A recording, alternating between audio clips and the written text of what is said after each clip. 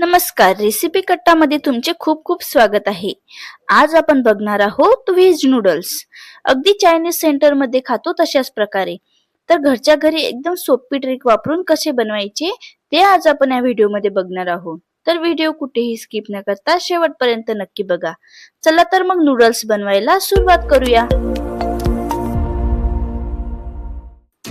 आता सर्वप्रथम आपल्याला नूडल्स बॉईल करून घ्यायचे आहेत। त्याच्यासाठी गॅस पेटवून गॅसवर एक कढई ठेवायची आहे आणि त्यामध्ये आपल्याला लागेल तेवढं पाणी टाकायचं आहे। आता एका पॅकेटसाठी मी इथे 2 ग्लास पाणी टाकत आहे आणि पाण्याला छान अशी उकळी आली की त्यामध्ये टाकायचं आहे 2 टेबलस्पून तेल आणि थोडं मीठ टाकायचं आहे। आता नंतर त्यामध्ये आपल्याला टाकायचे आहेत नूडल्स आणि नूडल्स टाकल्यानंतर लगेच आपल्याला चमच्यानी सुटसुटीत करून घ्यायचे आहेत। आता उकळत्या पाण्यामध्येच नूडल्स टाका आणि आपले नूडल्स असे छान असे आपल्याला सुटसुटीत करून घ्यायचे आहेत। नूडल्स व्हायला 2 ते 3 मिनिट लागतात। 2 ते 3 मिनिटांनंतर आपले नूडल्स लगेच होऊन जातील। तर बघा अशा प्रकारे आपले नूडल्स सर्व झालेले आहेत। छान असे सुटसुटीत झालेले आहेत आणि छान असे शिजलेले सुद्धा आहेत। आता आपण गॅस बंद करून घेऊ। एका पातेल्याला घ्यायचं आणि त्यावर चाळणी ठेवून सर्व नूडल्स आपल्याला नितळून घ्यायचे आहे। याने आपला गरमपणा आपल्याला पूर्ण काढून घ्यायचा आहे आणि वरून थोडं थंड पाणी टाकायचं आहे आणि सर्व नूडल्स आपल्याला थंड करून घ्यायचे आहेत। नंतर आपल्याला त्यामध्ये वरून टाकायचं आहे 2 टेबलस्पून तेल आणि सर्व नूडल्स आपल्याला असे मोकळे करून घ्यायचे आहेत। अशा प्रकारे सर्व मोकळे करून घ्यायचे आहेत। त्याने आपले नूडल्स एकमेकाला चिटकतील सुद्धा नाही आणि सुटसुटीत होतील। आता आपण नूडल्स बनवायला सुरुवात करूया। त्याच्यासाठी गॅस पेटवून त्यावर एक पॅन ठेवायचा आहे आणि पॅन छान असं गरम झालं की त्यामध्ये 2 टीस्पून तेल टाकूया। तेल छान असं गरम झाल्यानंतर त्यामध्ये आपल्याला टाकायचं आहे एकदम बारीक चिरलेला लसूण आणि सोबतच आपल्याला टाकायचं आहे थोडं बारीक चिरलेलं आलं आणि तेलामध्ये त्याला असं थोडं फ्राय करून घ्यायचं आहे।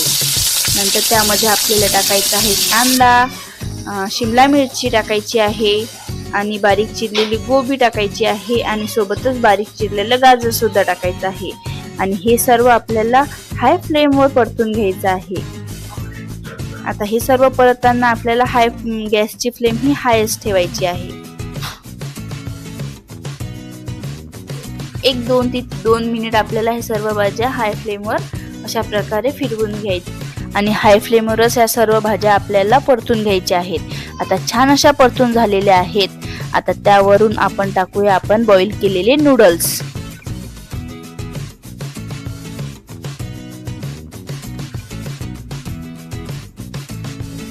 नूडल्स टाकल्यानंतर त्यामध्ये आपल्याला टाकायचा आहे नूडल्स मसाला। नंतर रेड चिली सॉस आपण त्यामध्ये 1 चम्मच टाकूया। अशा प्रकारे 1 चम्मच रेड चिली सॉस, 1 चम्मच डार्क सोया सॉस आणि टोमॅटो केचप हे सुद्धा 1 चम्मच टाकून घ्यायचं अशा प्रकारे आणि अर्धा चम्मच आपण विनेगर टाकूया आणि हे सर्व मिक्स करून घ्यायचं आहे।